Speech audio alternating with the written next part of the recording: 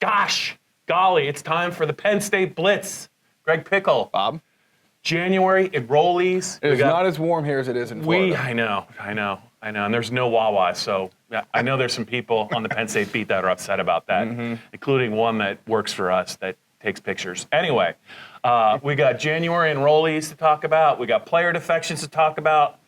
We even have a little bit of Ohio State news to talk about, which indirectly, or directly, I should say, affects Penn State. Right. But let's just start with, the 2019 recruiting class for Penn State. It didn't end in December when they signed all those players. There's still some work to be done, and Penn State's still in on some very talented players. So can you give maybe the fans a little bit of what James Franklin's 2019 recruiting checklist looks like between now and the first Wednesday in February? Yeah, right. So they have 18 signings already, probably room for 5 or 6 more based on the scholarship chart. Offensive line, defensive line, receiver will be the 3 biggest focuses. Doug Nestor's the offensive lineman to know at this point. He's a 4-star guard tackle committed to Ohio State. Visited Penn State December, could come back again in the evaluation period here between January and the signing day. So we'll see. Penn State has a chance to flip him. I think they feel good about their chances. He's from West Virginia. Defensive line, there's a handful of names that we could spend a little bit more time talking about. But Devon Ellis, 4-star defensive tackle from Maryland. Jared Harrison Hunty, 3-star defensive tackle from New York. Penn State would probably be thrilled if it went 1 for 2 there. Smith Vilbert is a 3-star defensive end from New Jersey. They feel very good about. So those are the guys to watch for. Then at receiver, I think it mostly depends on who James Franklin hires to be his new receivers coach after letting go David Corley. Depending on where that coach comes from, he may have someone committed to him that might decide to flip. He might be able to have some targets that Penn State could go after and make new offers to. So we'll see. I would expect James Franklin to have, so we're taping this on Wednesday. I think it's Wednesday. I would expect James Franklin had that hire made by Friday or Saturday before the coaches can go back out on the road. I got it. So you mentioned a little foreshadowing. Ohio State, Penn State, maybe Penn State's going to get an Ohio State commit. Maybe they will, maybe they won't. But that's not the end of the Penn State-Ohio State drama. Right. And it does kind of involve recruiting. That number 1 guy, Justin Fields, the Georgia quarterback who was a freshman this year, a true freshman. Correct. Originally a Penn State commit, flipped to Georgia, or decommitted, went to Georgia. But that wasn't the end of the story. He wasn't very happy at Georgia for, I guess, a couple of reasons, one being the starting quarterback, and there might have been some other issues. But he has now decided to leave Georgia. He's going to enroll at Ohio State. Right. So just as they lose Haskins, right, now they have this guy coming in, I guess, to compete with Tate Martell, maybe sooner rather than later, depending upon eligibility. But he could technically be allowed to play in 2019 if ruling goes his way. Yep. But what do you make of this? How do you think it impacts Penn State? How do you think the fan base is going to react to that? Because this was a player that I think for a while Penn State felt like he was going to be maybe the future at Penn State. No question about it. I mean, he committed to Penn State early on. It looked like they were good to go to get him. All of a sudden, he backs out of his commitment in the spring, commits to Georgia in the first early signing, the early signing period. Wanted to stay closer to home.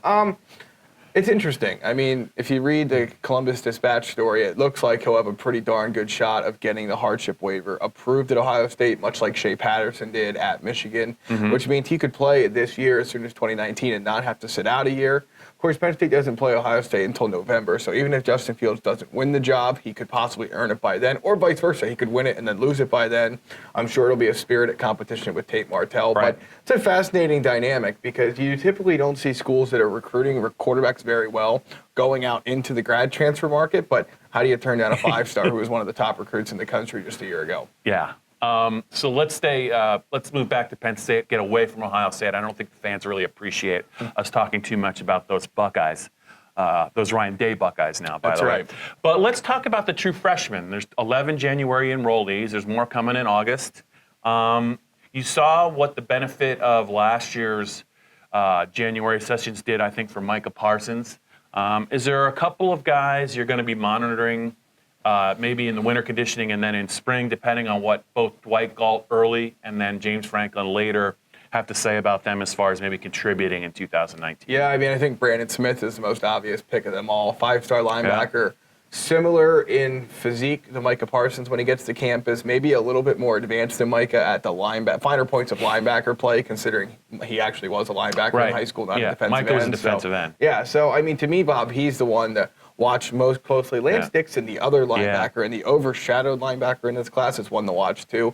Would not rule out him being a contributor in the 2019 season as well. Yeah, a guy I like just because he's kind of a character is Noah Kane. Yes. He's a little bit bigger than Ricky Slade. He's about 210 pounds. We both got a chance to see him in Florida for the Under Armour practices. We were down at least for one of them. He was down there.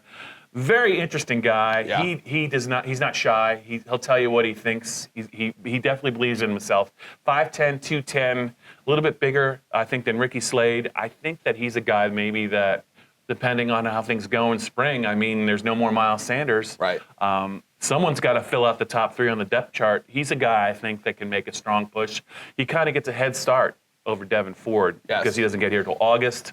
Although we saw that when Saquon Barkley got here in August 2015, it didn't take him more than a couple of practices to kind of wow the coaches. But Penn State's looking for some running backs that can make some plays because I don't know that Ricky is a guy that they're going to want to try and work too heavily, especially at the start of the season. He's got to probably add a little bit more weight. Would you agree? Yeah, definitely. And I think even regardless of that, you've seen Ricky Ronnie and Joe Moorhead to a lesser extent because he had Saquon Barkley, but they'll rotate guys in and they'll get other guys carries. They'll find ways to keep them involved. You saw in the bowl game that even with Miles, Ricky Slade saw time, Journey Brown saw time. So they should have at least one of these guys develop into a contributor in 2019.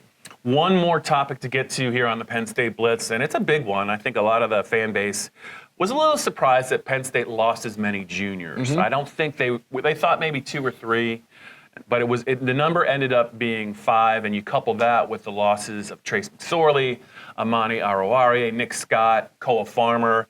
Also, they're replacing David Corley. He's a one-and-doner for all the wrong reasons. Did not get the job done as the receivers coach, and they're still looking for his replacement. But those guys all left. Let's talk a little bit more about Steven Gonzalez, who, when he put out a message on social media last weekend, and you read between the lines, he was really thinking about leaving. He's got one more year of eligibility left. Yeah. He'd be a fifth-year senior. Penn State, a really big guard, playing in the 325, 330-pound range. A, were you surprised he was thinking about leaving? And B, what do you think the return means? Because right or wrong, had he decided to leave, Penn State would be replacing 3 starters, and I think the offensive line picture gets a lot more jumbled. It does, yeah. No, I mean, I think that, again, he played a lot of football at Penn State. So did Ryan Bates, so did Connor McGovern. And you get beat up for that many games in the trenches, and you start to wonder, maybe let's look at the next level and see what I can do, especially because Penn State has some guys either go late or undrafted and have success. So I think it's important for Penn State that he's back. I'm not terribly shocked that he was considering it, though. Probably the right call for him in the end. Yeah, I think 29 career starts. He kind of was forced into the lineup in an emergency situation in 2016 when they lost all their tackles. Yeah. And I think they had to move Ryan Bates. And he was really, I think, a guy that I don't think they played him, but they weren't planning on playing him. But he kind of took to it very well, played well, and they really haven't been able to get him out of the lineup. I think we sometimes talk a lot about Mennett. We talk a lot about Bates. We talk a lot about Will Fries. We talk a lot about McGovern. I think he probably gets lost in the shuffle. He's been a very steady player for Penn State. And I think that he will be a team leader in 2019. And I think he really kind of solidifies the middle of the offensive line with Mennett. And I'd be stunned if Mike Miranda is not the other guard. Right. I feel good about Fries. The question is, who will they go with at tackle? But I think you look at that offensive line, and maybe they won't, as much as they're going to miss Bates and McGovern, maybe it won't be they might not miss too much of a beat or skip too much of a beat because I think they really like their young players. Yeah, I think that if the guys they recruited have developed, and let's not forget Anthony Wiggin for that tackle conversation, the junior college arrival. James Franklin, he's 292 pounds. If he's 310 by the start of camp, they have something with him. Rasheed Walker is Trace McSorley. I thought it was important. Trace McSorley mentioned him after the Citrus Bowl final game, all the emotions of losing in your final game, being injured, and all that. And he mentioned a handful of guys that were impressive. Rasheed Walker was one of them. So Gonzalez back is big, and they have a lot of interesting names for that tackle spot, Bob. All right, that's a wrap for this edition of the Penn State Blitz. There's more coming as we get closer to February, National Signing Day. It's going to be here before you know it.